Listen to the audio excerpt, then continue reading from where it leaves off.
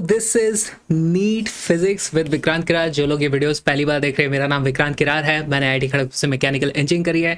ये चल रही है हमारी नीट फिजिक्स की सीरीज। हम लोग एक सिंगल वीडियो में पूरा का पूरा इलेक्ट्रोमैग्नेटिक वेव्स करने वाले हैं। ये बहुत ही आसान टॉपिक है, बहुत ही छोटा सा वीडियो रहने वाला है। हम बहुत सारे प्रीवियस ईयर्स क्वेश्चन करेंगे। ये वीडियो नीट की तैयारी के लिए सफिशिएंट है।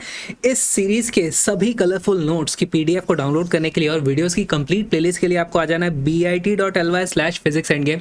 अपने ब्राउजर में टाइप करो bit.ly/physicsendgame। आपका फिजिक्स का एंड गेम यही है। इसके अलावा आपको और कहीं भी जाने की ज़रूरत नहीं है।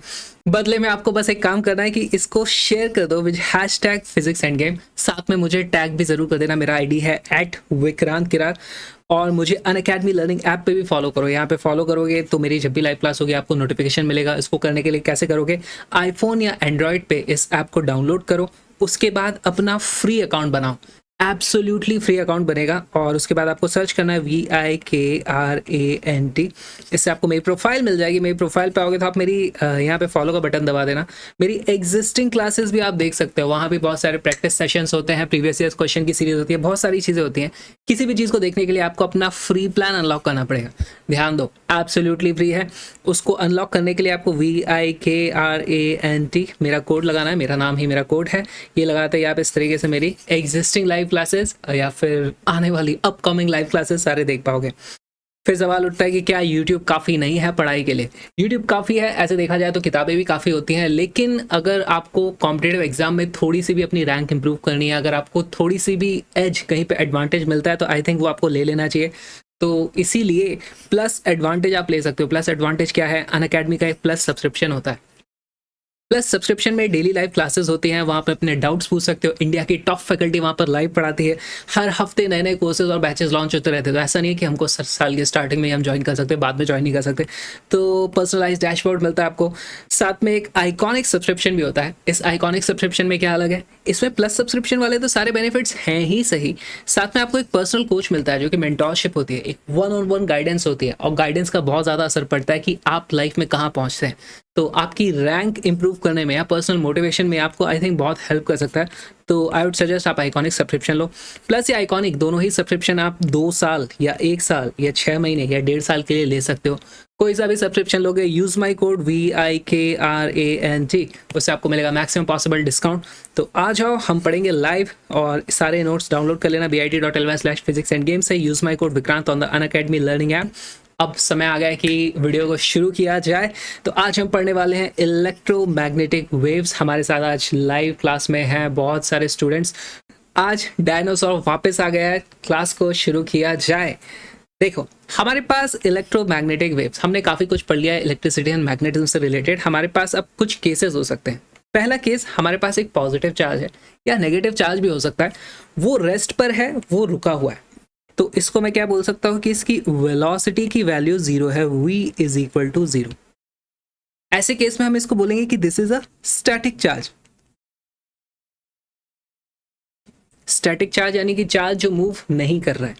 इसके कारण हमारे पास magnetic field electric field create होता है। स्टैटिक चार्ज के कारण क्या क्रिएट होता है? Electric field.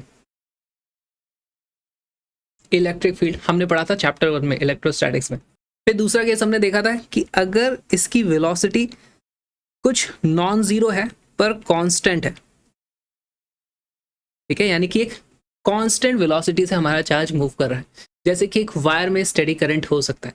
अगर इस तरह की चीज है तो हमारे पास यहाँ पर इलेक्ट्रिक फील्ड तो होता ही है, साथ में हमें मिलता है मैग्नेटिक फील्ड।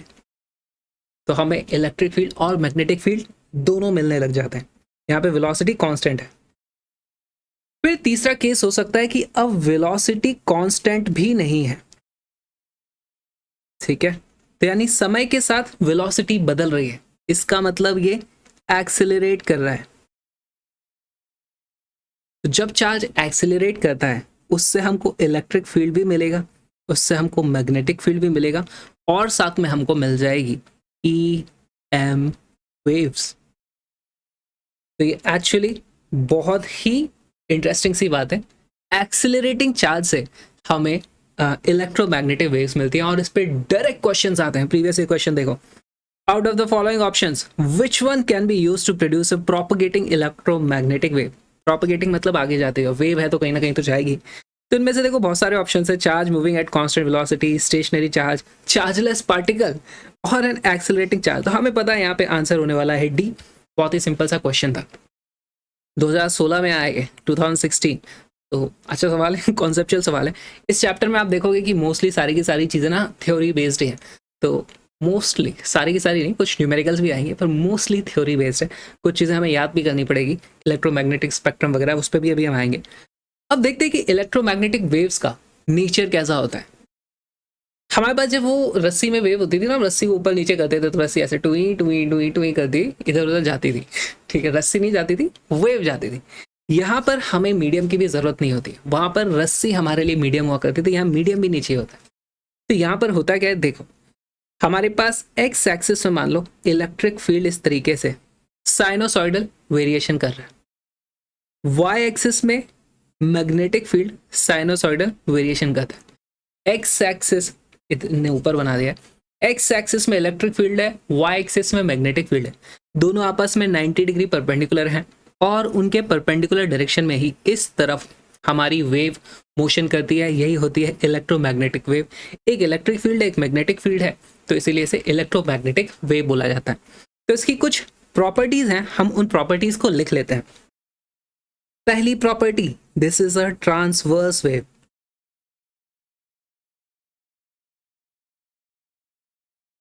है ना, ये ऊपर नीचे हो रही है प्रॉपर्टीज, लेकिन ये जा रही है आगे, ट्रांसवर्स वेव। दूसरी चीज, इसको मीडियम की जरूरत नहीं है, मीडियम नॉट रिक्वायर्ड। इसका मतलब can travel across vacuum. Okay, और ये ट्रांसवर्स वेव है, ये पोलराइज की जा सकती है, कैन बी पोलराइज।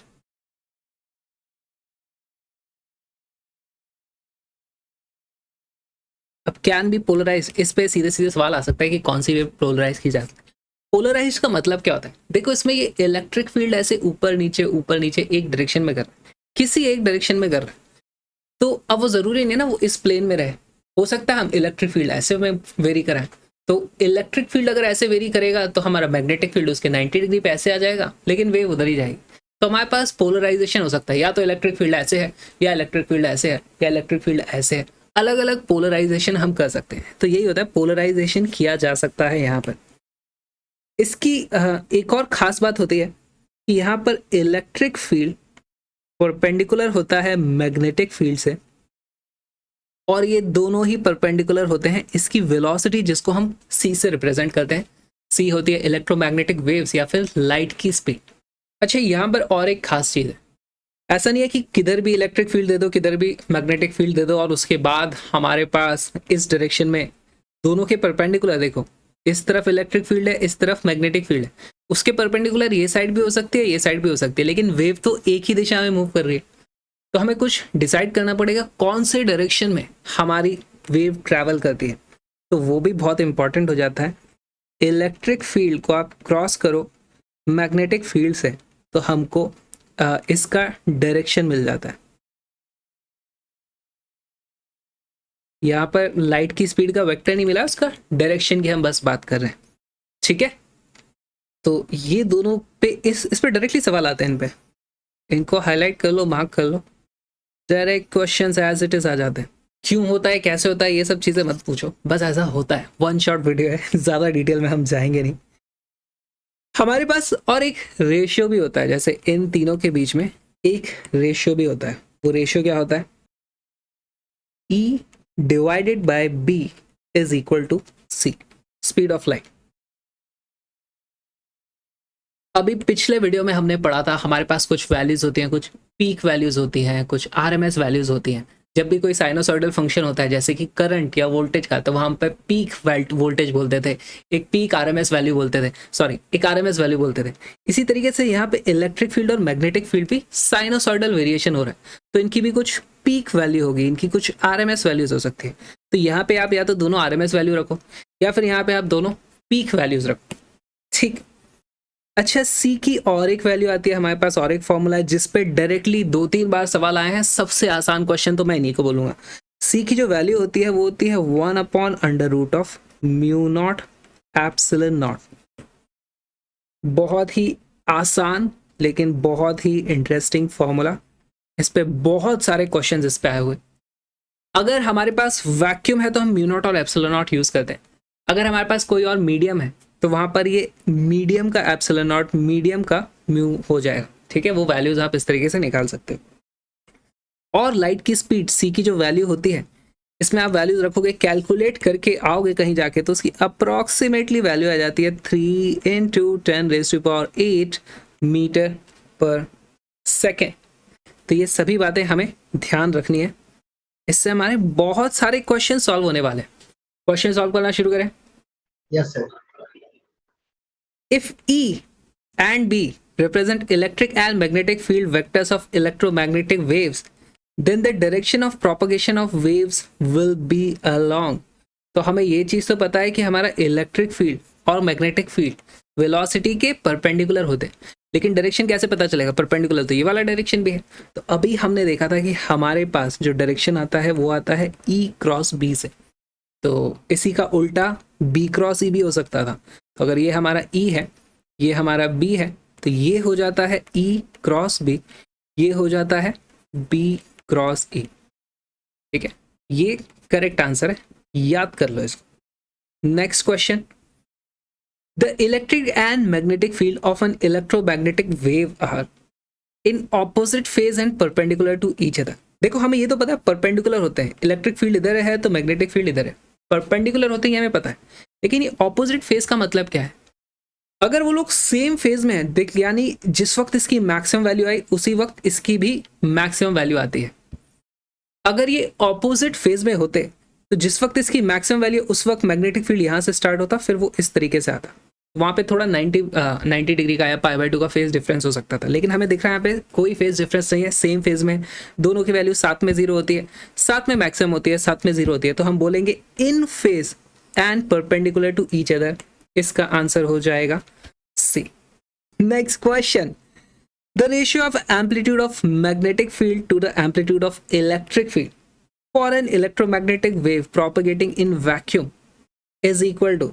तो किसका रेशियो पूछा है हमसे? मैग्नेटिक फील्ड और इलेक्ट्रिक फील्ड के एम्पलीट्यूड का। B/E की वैल्यू हमसे पूछी है। हमको पता है कि E/B की वैल्यू क्या होती है? हमारी स्पीड ऑफ लाइट। तो ये B/E क्या हो जाएगा? B/E की वैल्यू हो जाएगी 1/c, reciprocal of the speed of light in vacuum. बहुत ही आसान सवाल था, डायरेक्ट फॉर्मूला बेस्ड क्वेश्चंस आते हैं इस चैप्टर में, कुछ भी नहीं है, बहुत ही थोड़े से कॉन्सेप्ट है उसमें से डायरेक्ट क्वेश्चंस आते चलते हैं।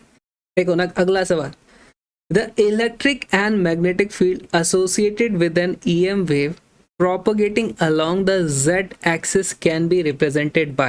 अच्छा सवाल है, देखो हमारे पास मान लो ये है x डायरेक्शन, ये हो गया हमारा y डायरेक्शन। हमारी इलेक्ट्रोमैग्नेटिक वेव प्रोपगेट कर रही है z डायरेक्शन में, पॉजिटिव z डायरेक्शन में। अब हमें पता है कि या तो हमारा इस तरफ इलेक्ट्रिक फील्ड होगा, इस तरफ मैग्नेटिक फील्ड होगा, या फिर उल्टा हो जाएगा।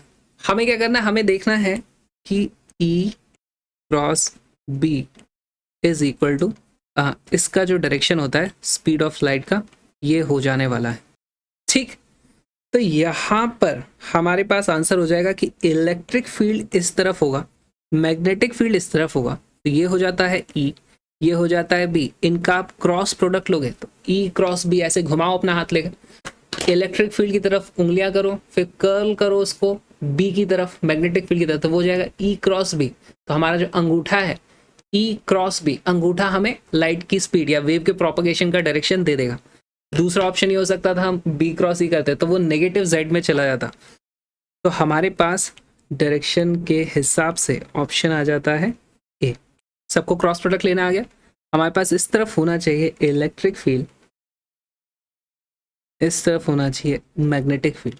तो E क्रॉस B हमारे पास फिर Z एक्सिस पे आ जाएगा, इसलिए हमारा आंसर ये होने वाला है। बाकी सब ऑप्शंस में कुछ ऑप्शंस में K कैप आ रहा है, K कैप वाला तो सारे के सारे आंसर कैंसिल हो जाएंगे, क्योंकि अगर इलेक्ट्रिक फील्ड या मैग्नेटिक फील्ड इस डायरेक्शन में है तो इस डायरेक्शन में वेव ट्रैवल ही नहीं कर सकती, वेव तो उसके परपेंडिकुलर में ट्रैवल करती है। करेक्ट। ठीक, क्वेश्चन सबको समझ में आ रहे हैं किस तरीके से सॉल्व करने हैं? देखो सारे के सारे इस चैप्टर में सारे क्वेश्चंस ऐसे ही आने वाले हैं, तो ऐसा नहीं है मैं छांट छांट के हल्के हल्के क्वेश्चन लाऊं, नीट में देख लेना सारे के सारे क्वेश्चंस ऐसे ही हैं। आगे चलते हैं। The velocity of electromagnetic radiation in a medium of permittivity epsilon naught and permeability mu naught is given by, यार ये सीधा सीधा आंसर इसका है सी। इसमें कुछ दिमाग लगाने की बात नहीं है और ये बहुत बार आया है, मैं सिर्फ एक बार सॉल्व कर रहा हूँ, ये क्वेश्चन बहुत बार रिपीट हुआ है। अगला question, if epsilon naught and mu naught are electric permittivity and magnetic permeability in vacuum, epsilon and mu are corresponding quantities in medium, then refractive index of the medium is. देखो refractive index क्या होता है? Refractive index, उसको मैं n बोल दूं, उसकी value होती है velocity of light in vacuum divided by velocity of light in medium. Medium में हमारी लाइट की स्पीड कम हो जाती है, वैक्यूम में ज़्यादा होती है, तो इसीलिए हमारे पास इस तरीके से वैल्यू आती है। ठीक है, अब speed of light in vacuum को हम क्या लिख सकते हैं? इसकी वैल्यू हो जाती है 1/√ऑफ mu not epsilon naught divided by medium में हमारे पास वैल्यू क्या हो जाएगी? √ऑफ म्यू एप्सिलॉन, है ना? वहां पे मीडियम के लिए वैल्यू हो जाएगी।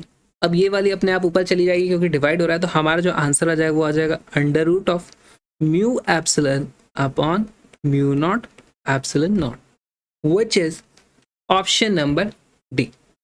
बहुत ही आसान सवाल था, आगे चलते हैं। In an electromagnetic wave in free space the root mean square value, RMS value है ये by the way, of the electric field is ERMS is equal to 6 volt per metre. अच्छा सवाल है, पहली बार कुछ न्यूमेरिकल आया। ठीक है, ERMS is equal to 6, the peak value of the magnetic field is. अगर हमारे पास ERMS है तो मैग्नेटिक फील्ड की पीक वैल्यू कैसे बताओगे? पहले तो देखो हमारे पास ERMS की वैल्यू अगर हमसे पीक इलेक्ट्रिक फील्ड E की टर्म से पता करा जाए तो RMS और पीक वैल्यू के बीच में जो रिलेशन होता है, पीक वैल्यू डिवाइडेड बाय √2, वो बन जाता है हमारा RMS, peak value divided by √2। तो यहां से मुझे इलेक्ट्रिक फील्ड के पीक वैल्यू पता चल गई, वो हो जाती है √2 टाइम्स ERMS। अब ये तो इलेक्ट्रिक फील्ड की पीक वैल्यू पता चली है, हमें पता करना है peak value of magnetic field. तो कैसे पता करोगे? देखो हमें और एक चीज पता है, हमने एक फॉर्मूला क्या देखा था, electric field divided by magnetic field is equal to speed of light. Okay, तो यहां से हमें पता चलता है B is equal to E divided by C।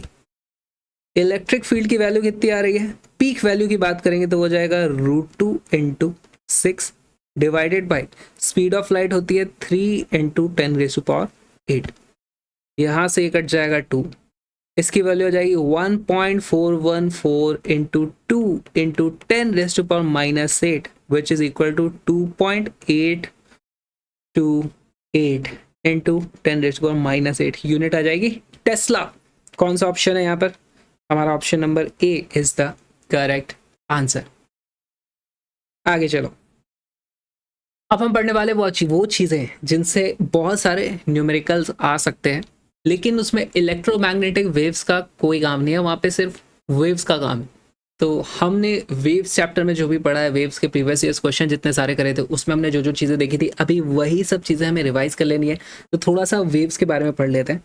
सबसे पहली बात मुझे ये बताओ कि अगर हमारे पास कोई इक्वेशन है y is equal to a sin ω_t, क्या एक वेव की इक्वेशन है? ये एक SHM की इक्वेशन है। This is SHM, simple harmonic motion. यहाँ पर एक ही जगह पे ऑसिलेशन इस तरीके से होते हैं। वेव में जो डिस्टर्बेंस होता है वो समय के साथ साथ आगे भी बढ़ता जाता है, वो स्पेस और टाइम के साथ ट्रैवल करता है। तो हमारे पास जो इक्वेशन होती है वेव की इक्वेशन, इसको मैं हटा देता हूँ। वेव की इक्वेशन हो जाएगी y is equal to a sin ω_t minus kx। साथ में यहाँ पे +5 भी हो सकता है अगर कोई फेज डिफरेंस हमें दिया हुआ है तो। यहाँ पे y क्या चीज़ है?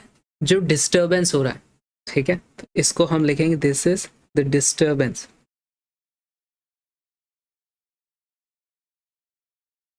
यहां पर देखो ए क्या होगा, ए हो जाएगा एम्पलीट्यूड, या फिर यही हो जाती है पीक वैल्यू या मैक्सिमम वैल्यू। यहां पर ओमेगा है हमारी एंगुलर फ्रीक्वेंसी,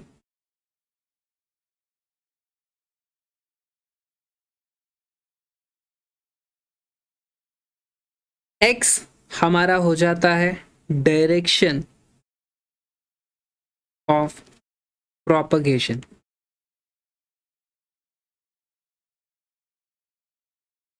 अब सबसे इंपॉर्टेंट चीज जिस पे बहुत सारे सवाल पूछे गए हैं, हमारे पास यहाँ पर एक टाइम का कोफिशिएंट है ओमेगा, और एक ये एक्स वाली टर्म का, यानी जिस दिशा में प्रोपगेशन होना है उसका कुछ कोफिशिएंट है के।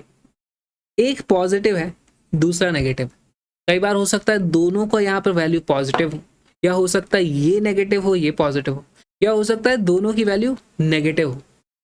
इन दोनों के साथ क्या होता है कि अगर इन दोनों का साइन ऑपोजिट है, जैसे एक पॉजिटिव एक नेगेटिव है, तो हमारी वेव पॉजिटिव डायरेक्शन में प्रोपगेट करती है। अगर दोनों का सेम साइन हो जाए, जैसे दोनों नेगेटिव हो जाए या फिर दोनों पॉजिटिव हो जाए, तो हमारी वेव नेगेटिव डायरेक्शन में मूव करती है।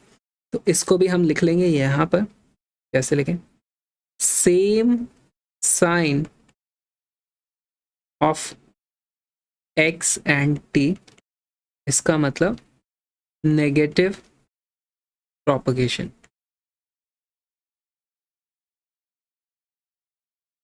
अगर हमारे पास ऑपोजिट साइन हो जाए,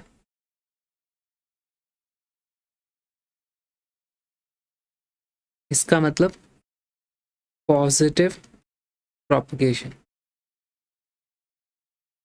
propagation is in positive direction, वो लिखने के लिए मैंने इस तरीके से यहाँ पर लिख दिया है। कुछ और वैल्यूज होती है वो भी देखते चलो। देखो हमारे पास सबसे पहले होता है एफ, वो होती है फ्रीक्वेंसी। फ्रीक्वेंसी मतलब एक सेकंड में कितनी बार हमारे पास ऊपर नीचे कोई चीज हो रही है, हो जाती है फ्रीक्वेंसी। हमारे पास दूसरी चीज होती है ओमेगा, जिसको हम बोलते हैं एंगुलर फ्रीक्वेंसी। ओमेगा की वैल्यू क्या होती है, 2 पाई एफ, या फिर यही हो जाती है, देखो एफ को हम लिख सकते हैं 1/t, तो ये हो जाएगा 2 pi upon time period T. ये हो जाती है हमारी एंगुलर फ्रीक्वेंसी। सारी की सारी चीजें वेव चैप्टर वाली हम रिपीट कर रहे हैं। हमारे पास वेव की कुछ वेलोसिटी भी होती है, किधर तो ये जा रही है उसकी कुछ ना कुछ वेलोसिटी होगी। वेलोसिटी अगर आपको पता करना है तो हमें पता है एक टाइम पीरियड में कोई भी वेव एक पूरी साइकिल कर लेती है। ये होती है हमारी वेवलेंथ, जो कि डिस्टेंस हो जाएगा, डिस्टेंस डिवाइडेड बाय टाइम, यानी कि लेमडा बाई टी, वो हमारी वेलोसिटी हो जाती है। इसी को आप लिख सकते हो 1/t को मैं f लिख दूंगा तो ये हो जाएगा लेमडा टाइम्स f, या फिर इसी का और एक फॉर्मूला होता है ओमेगा बाय के। ये ओमेगा डिवाइडेड बाय ये के, टाइम और डिस्टेंस वाला, उन दोनों को डिवाइड कर दो। फिर एक फॉर्मूला है हमारे पास इस के का, जिसको हम बोलते हैं एंगुलर वेव नंबर। उसकी वैल्यू होती है ओमेगा बाय वी। इसकी वैल्यू आती है 2 पाई अपॉन लेमडा। ये होता है हमारा एंगुलर वेव नंबर।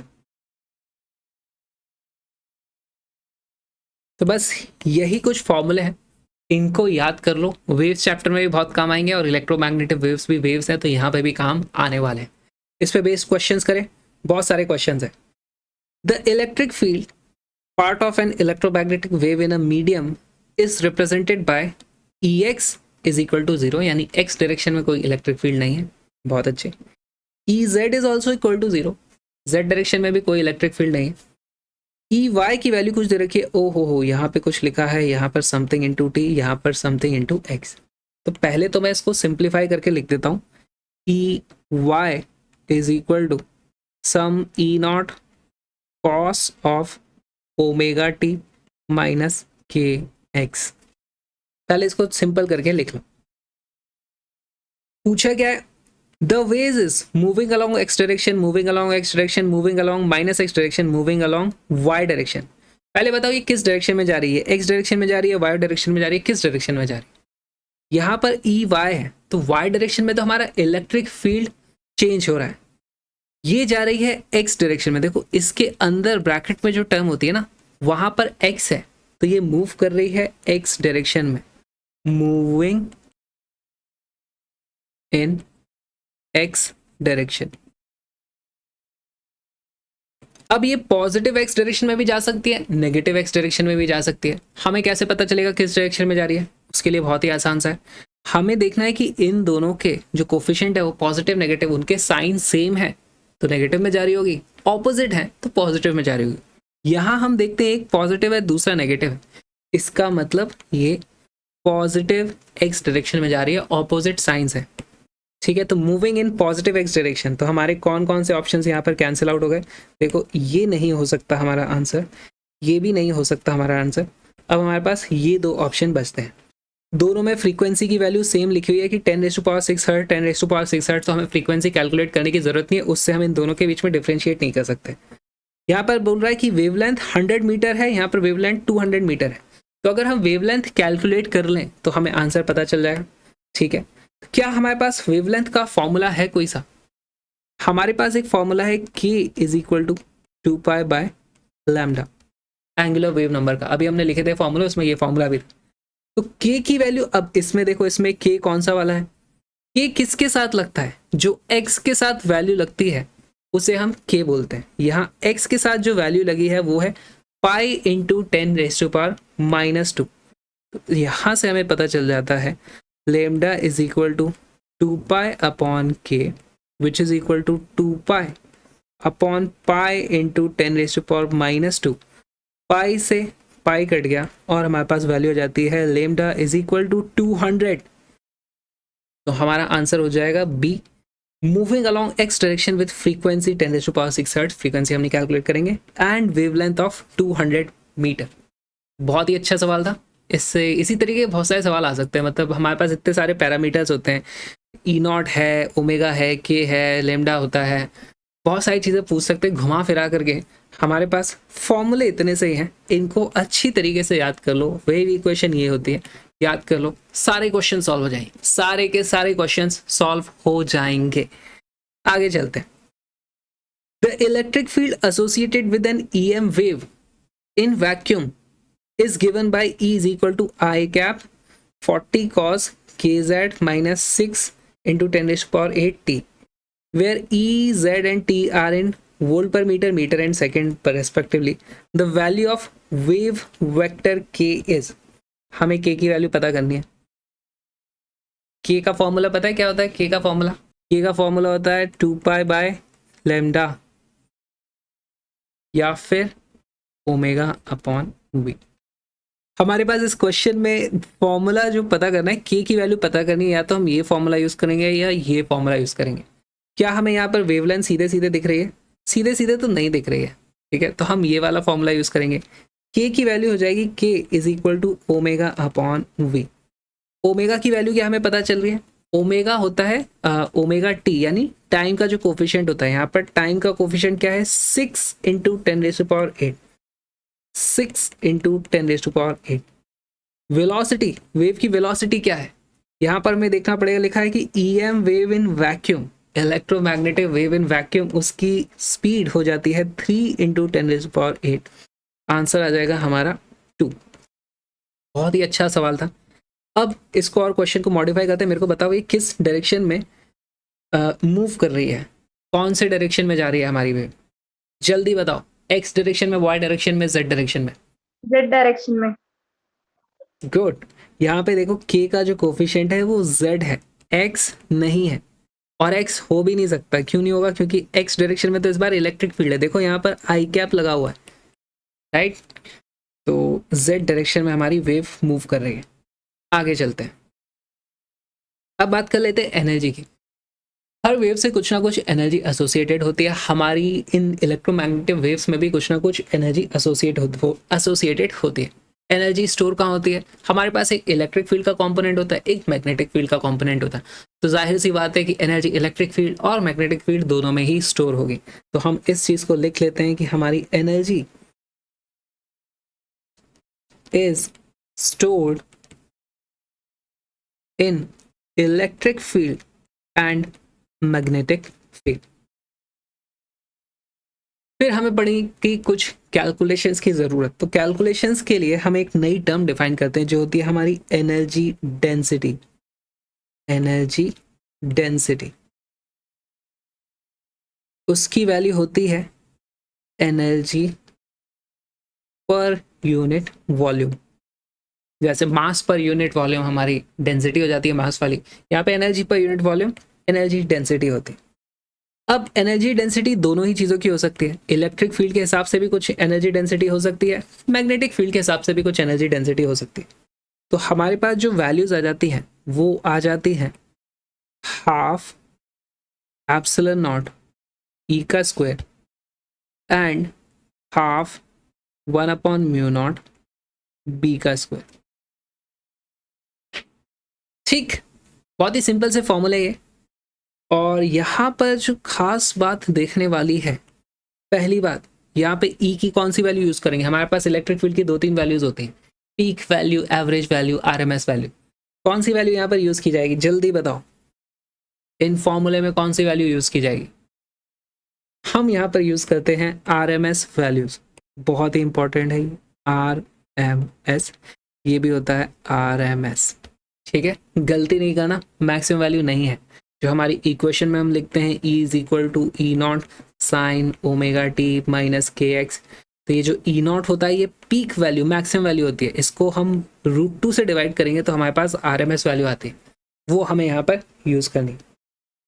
खास बात यहाँ पर ये है कि हमारी जो एनर्जी डेंसिटी है half epsilon naught E RMS का स्क्वायर और हमारी जो हाफ 1/μ0 बी आरएमएस का स्क्वायर, ये दोनों ही बराबर होते हैं। तो ये एक बहुत ही इंटरेस्टिंग कॉन्सेप्ट हो गया। अब हमारा इस पर डायरेक्ट सवाल आ सकता है कि इलेक्ट्रिक फील्ड में एनर्जी स्टोर होती है, मैग्नेटिक फील्ड में स्टोर होती है, दोनों में बराबरी से ही स्टोर होती है, या किसी में भी एनर्जी स्टोर नहीं हो सकती है। 4 ऑप्शन के साथ आपके ये सवाल पूछा जा सकता है। इस तरीके से हम इस क्वेश्चन को सॉल्व कर सकते हैं। अगर कोई हमसे पूछे टोटल एनर्जी कितनी है, तो टोटल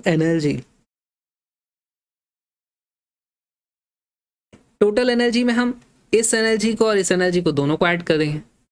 एनर्जी को ऐड कर दो आप, इसको और इसको, और दोनों की वैल्यू है भी बराबर, दोनों की वैल्यू है भी बराबर।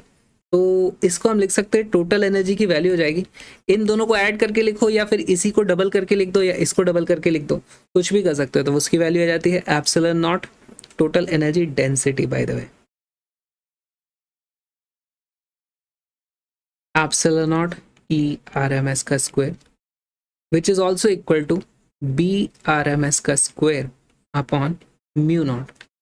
ठीक, अब गलती ना करो इसलिए हम फिर से लिख देते हैं E RMS is equal to E max divided by √2, B RMS is equal to B max या B0 डिवाइडेड बाय √2। ठीक, इंपॉर्टेंट फॉर्मूले कौन से हैं हमारे, ये दोनों।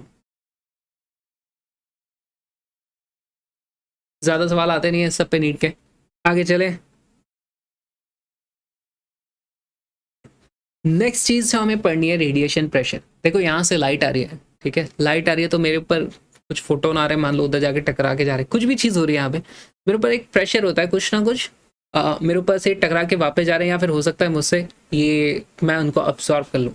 तो मेरे ऊपर कुछ प्रेशर आता है, मेरा कुछ सरफेस एरिया है, प्रेशर इंटू सरफेस एरिया, मेरे ऊपर पीछे की तरफ कुछ इधर फोर्स लगता है, तो वही होता है हमारा रेडिएशन प्रेशर। इसके बारे में हम समझेंगे, इस पे नीट में एक सवाल आया भी हुआ है और बहुत ही आसान है, बहुत ही आसान है, फॉर्मूला बेस्ड सिंपल सा कॉन्सेप्ट है। देखो सबसे पहले हम डिफाइन करते हैं इंटेंसिटी। इंटेंसिटी कौन सी इंटेंसिटी है, ये एनर्जी की इंटेंसिटी है जो हो जाती है power per unit area. Intensity को हम क्या लिखते हैं, आई भी लिख देते हैं, उसको मैं लिख देता हूं intensity I is equal to power per unit area which is equal to इसकी यूनिट आ जाती है वॉट पर मीटर स्क्वायर।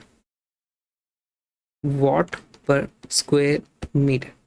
इसी जो इंटेंसिटी है, इसका मतलब क्या हुआ कि कोई भी हमारे पास एरिया है, मान लो 1 स्क्वायर मीटर एरिया है, यहाँ पे बल्ब जल रहा है, तो इसमें से कुछ एनर्जी, इसमें से कुछ पावर ऐसे जा रही होगी, तो उसको एरिया से आप देख सकते हो कि उसको हम बोल देते हैं एनर्जी का फ्लक्स मान लेते हैं, तो इसी को एनर्जी फ्लक्स भी बोला जाता है। ठीक है, यही होता है एनर्जी फ्लक्स।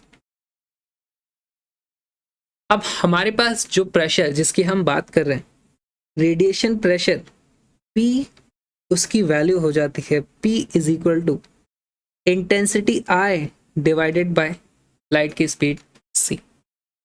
बस, बहुत ही सिंपल सा फॉर्मूला है। अच्छा, ये है हमारा pressure, P is equal to pressure. क्या कोई बता सकता है हमें, अगर प्रेशर P है तो फोर्स कितना लगा होगा?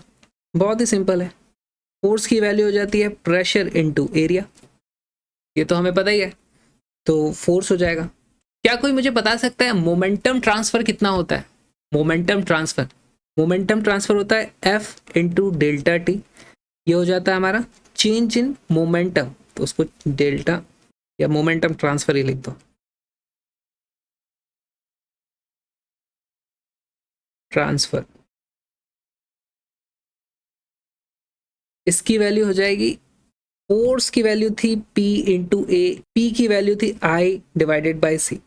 मोमेंटम ट्रांसफर हो जाता है P into A which is also equal to, P की जगह मैं लिख देता हूँ I divided by C into ए।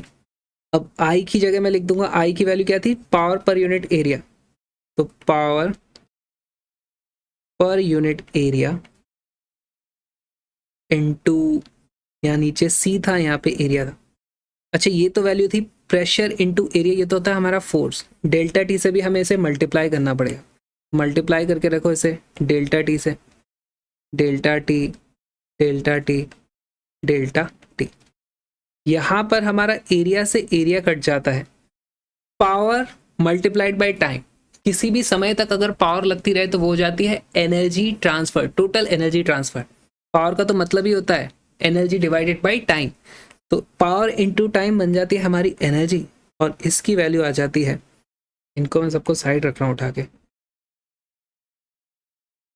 इसकी वैल्यू आ जाती है U divided by C। U is total energy transferred.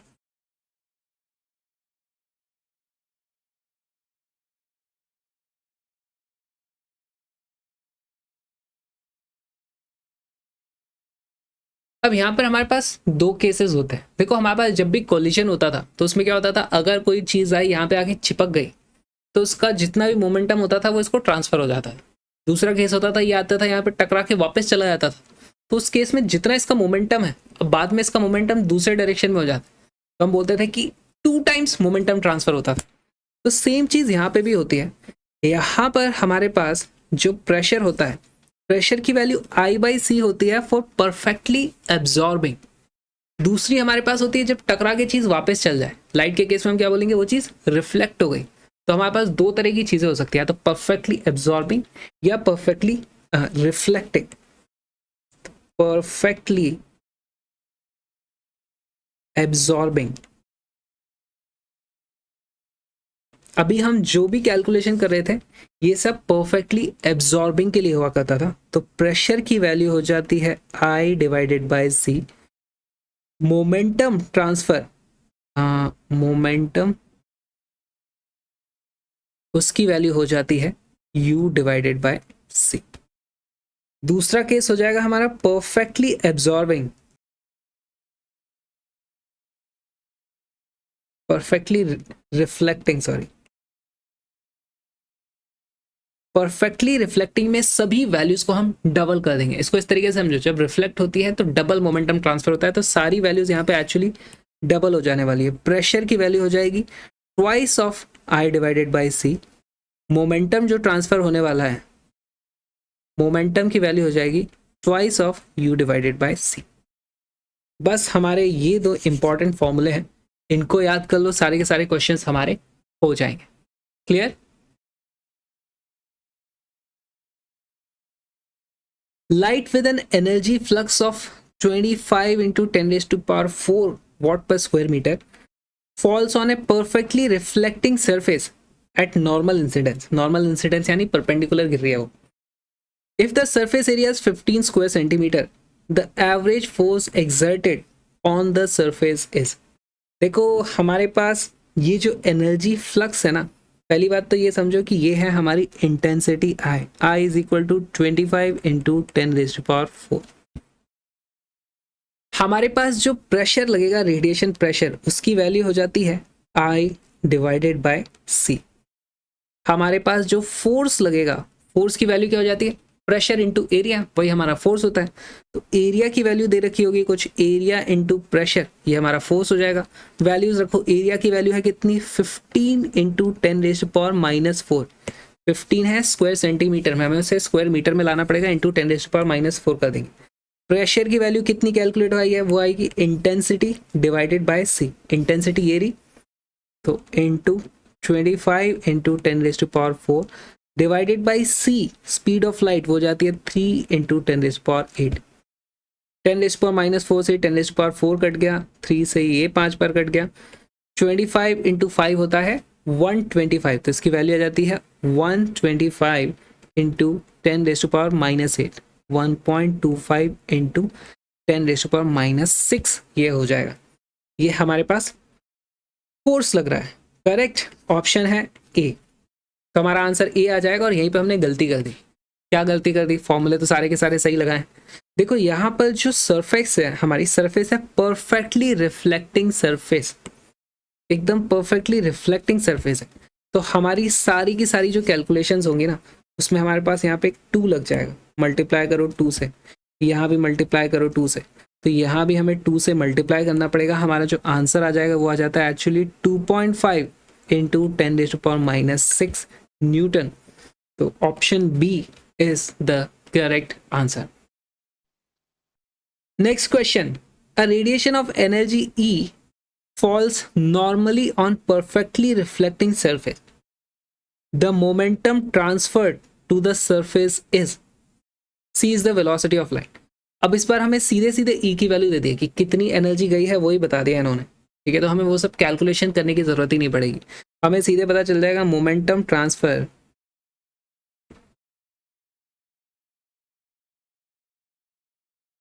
उसकी वैल्यू हो जाती है एनर्जी जितनी दी जाती है डिवाइडेड बाय सी. आंसर हो जाएगा हमारा E बाई सी यानी कि डी. अगेन फिर से हमने गलती कर दी सेम.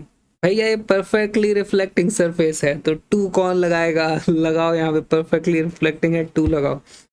हमारा आंसर हो जाएगा ए. ठीक, अब आ जाता है एक टॉपिक जो है डिस्प्लेसमेंट करंट. डिस्प्लेसमेंट करंट क्या है, वहाँ पे एक्चुअली हमें दिखता नहीं है करंट कुछ है, लेकिन करंट है, ऐसा बिहेवियर वहाँ पे होता है, तो उसको हम बोल देते हैं कि वो डिस्प्लेसमेंट करंट है. तो काम कैसे करता है, देखो मान लो हमारे पास यहाँ पर एक बैटरी है इस तरीके से, यहाँ पर इस तरीके से हमने नीचे लगा दिया है रजिस्टर,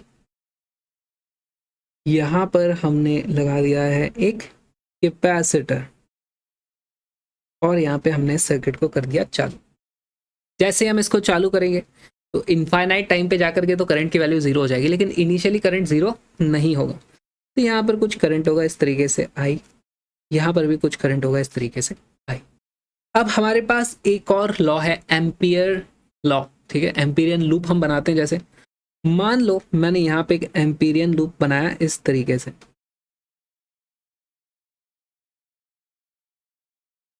इस लूप पर मैं एम्पियर्स लॉ लगा सकता हूँ. मेरे पास आ जाएगा integral of B dot D l. उसकी वैल्यू क्या हो जाती है,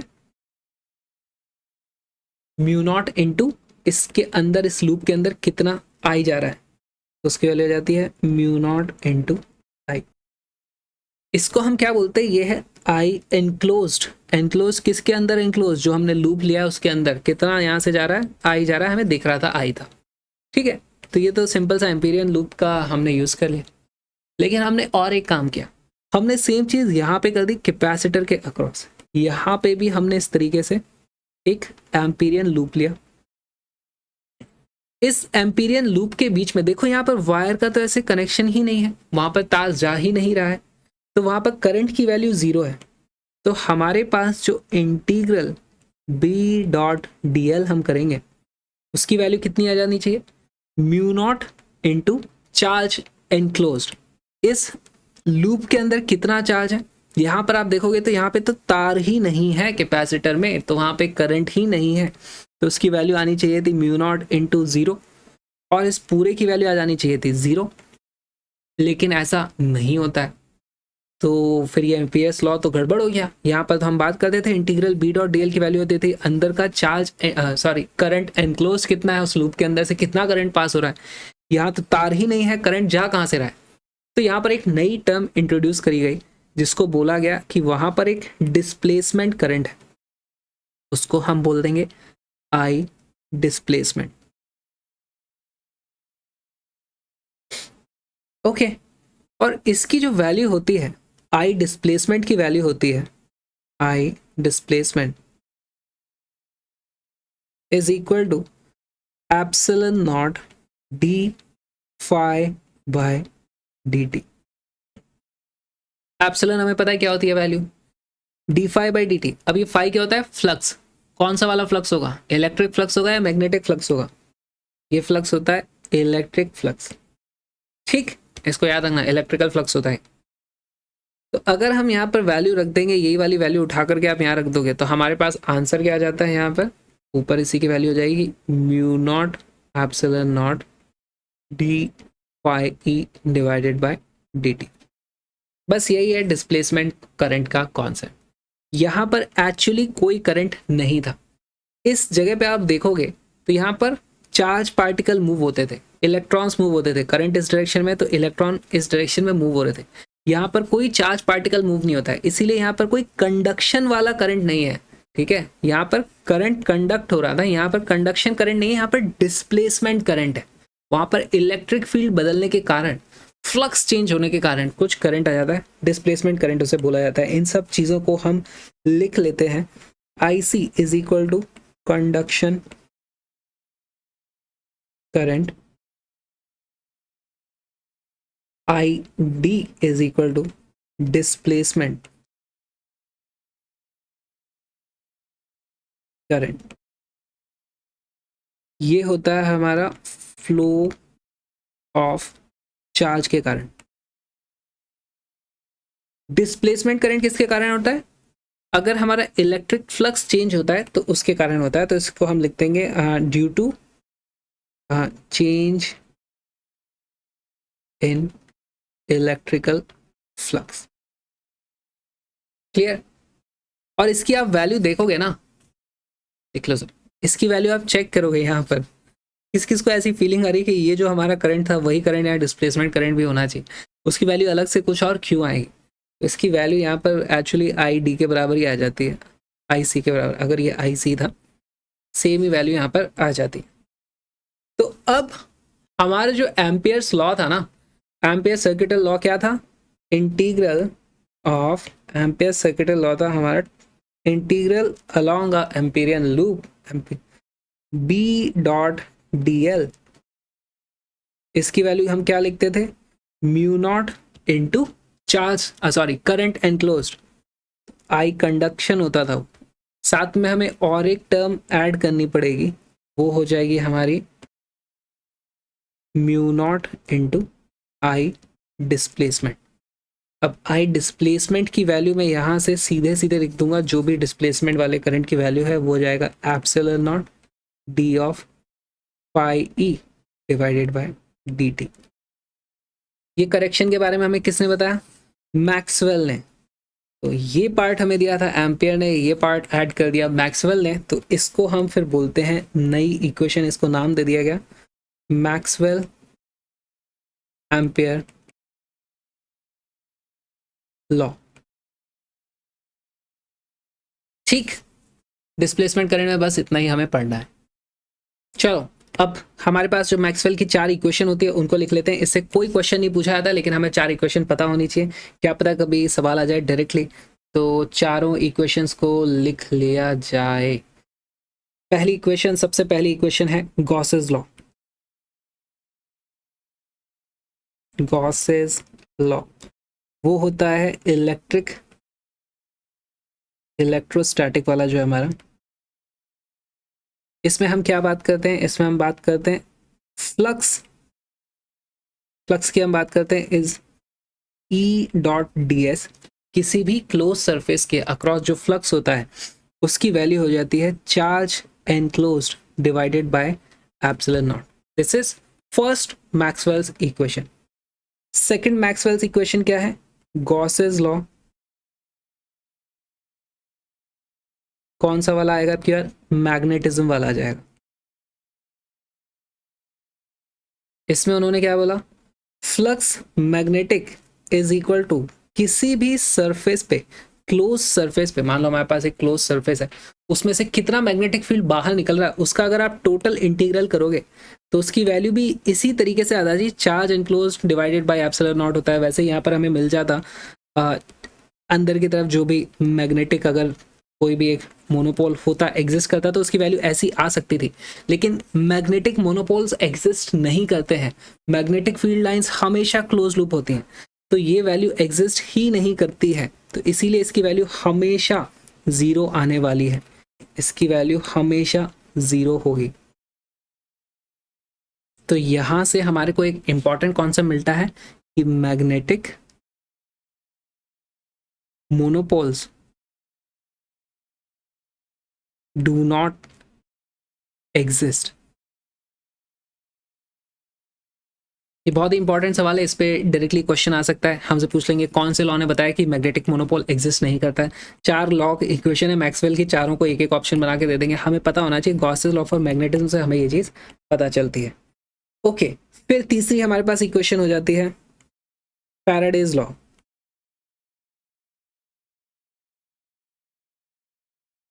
ऑफ इलेक्ट्रोमैग्नेटिक इंडक्शन। इसमें हमने क्या बात करी थी कि जो ईएमएफ इंड्यूस होता है, इंड्यूस इलेक्ट्रोमोटिव फोर्स, जिसको हम ई बोल देंगे, स्मॉल ई मान लो बोल दो, उसकी वैल्यू होती है minus d phi B by D t, right. लेकिन इसी को थोड़ा सा रीअरेंज करके हमारा लॉ जो है वो लिखा गया है, उसमें आ जाता है integral of E dot D l is equal to minus d phi B upon d t. यहाँ पर हमारा जो ईएमएफ होता है उसी को हमने इलेक्ट्रिक फील्ड और लेंथ की टर्म में लिख दिया है, ठीक है, यही चीज इसी को यहाँ पर लिख दिया। क्लियर। चौथा लॉ क्या है, चौथा लॉ है मैक्सवेल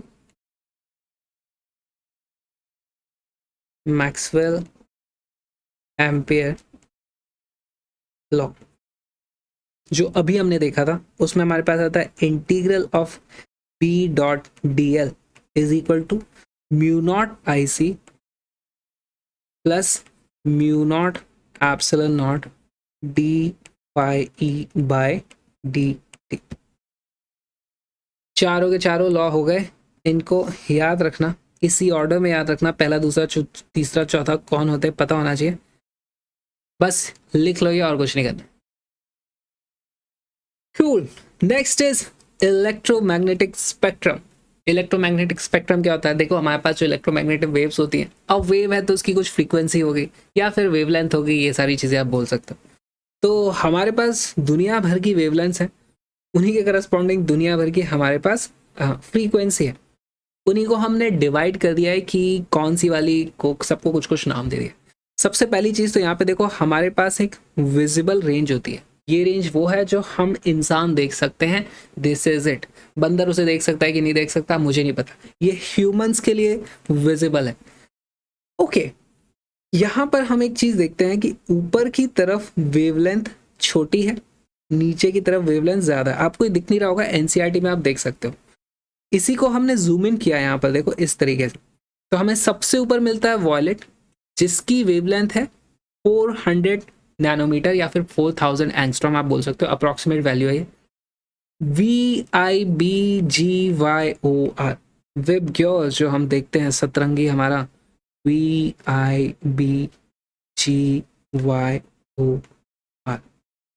वही है ये। 400 नैनोमीटर से 700 नैनोमीटर तक हमारी ह्यूमन की विजिबल रेंज है, बटरफ्लाई को कुछ और दिखता होगा, कुत्तों को कुछ और दिखता होगा, रोबोट्स को, कैमरा को, सबको अलग अलग दिखता है, हमें ये दिखता है। इसके अगर ऊपर की अगर हम बात करें तो उसको हम बोलते हैं अल्ट्रा वायलेट। क्यों अल्ट्रा क्यों लगाया? क्योंकि उस तरफ फ्रीक्वेंसी बढ़ रही है, तो वो अल्ट्रा वायलेट हो गया। ऊपर की तरफ हो जाएगा हमारे पास अल्ट्रा वायलेट, नीचे की तरफ हमारा हो जाएगा इंफ्रा स्ट्रक्चर, नहीं इंफ्रा रेड। तो इस तरीके से यार ये सारी चीज़ें ना वैल्यूज आपको याद करनी पड़ेगी। हमारे पास अल्ट्रा वायलेट होता है, फिर उसके बाद एक्स रे आती है, उससे भी ऊपर गामा रे आती है, उसके भी ऊपर आप कोई नहीं पता कर लोगे तो आपके ऑनर में एक नया नाम यहाँ पे हम चिपका देंगे, ठीक है।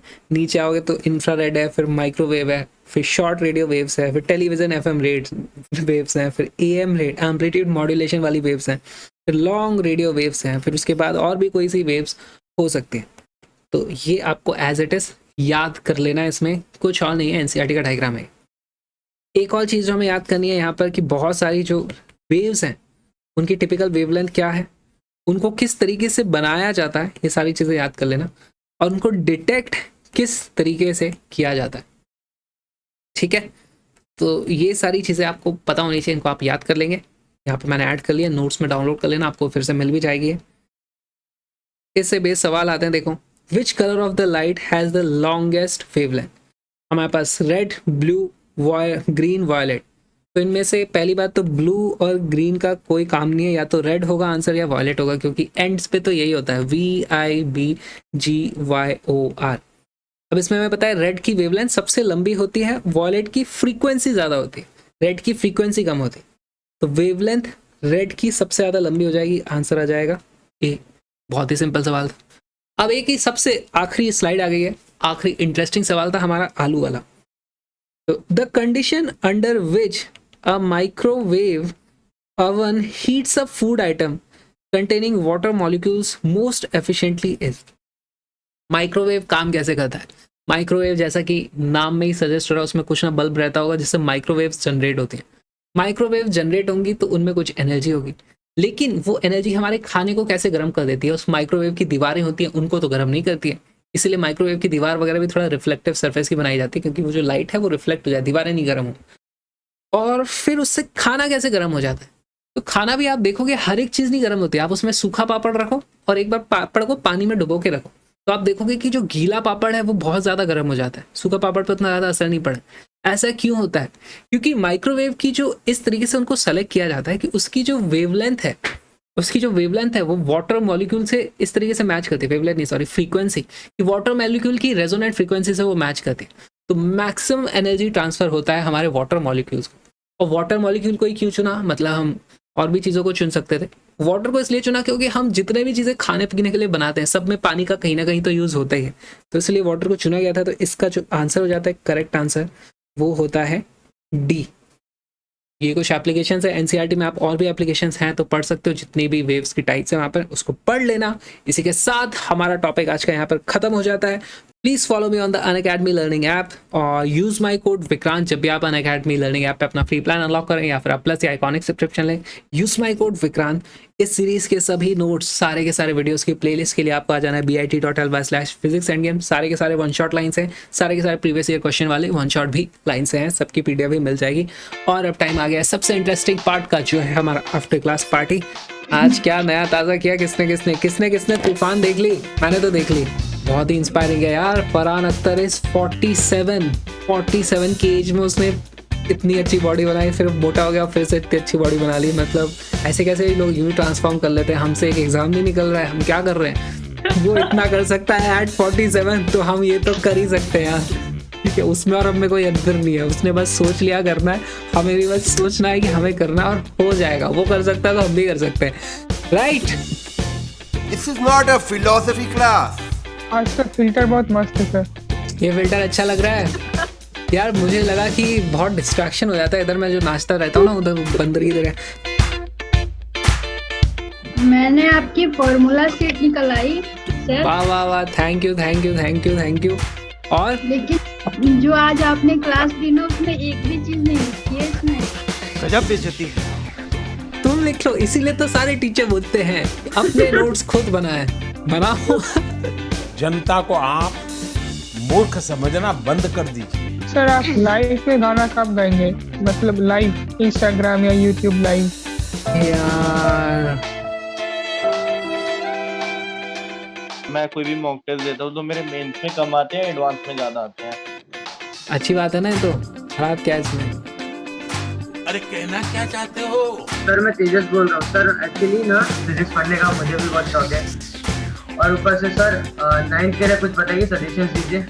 यार लिव योर लाइफ, कुछ 9th में प्रेशर मत लो, जो मन आए करो, ठीक है? जितना इंटरेस्ट हो पढ़ते जाओ, यूट्यूब पे देखो, अलग अलग चीज़ें देखो, अलग अलग चीज़ें करो। फिजिक्स अच्छी लगती है ना तुमको अभी, तो एक हफ्ता निकालो, फिजिक्स के बारे में भूल जाओ, बाकी चीज़ें देखो, ये पता करने की कोशिश करो तुम्हें फिजिक्स के अलावा और क्या अच्छा लगता है। ये तुम्हारे फॉर्मेटिव ईयर्स हैं, अलग अलग चीज़ें ट्राई करना बहुत ज़रूरी है अभी। ओके चलो यार, आज की क्लास बहुत लंबी हो गई है, इसी के साथ आज की क्लास को एंड किया जाए। ओके इसी के साथ भिशुक भिशुक भिशुक भिशुक Yeah.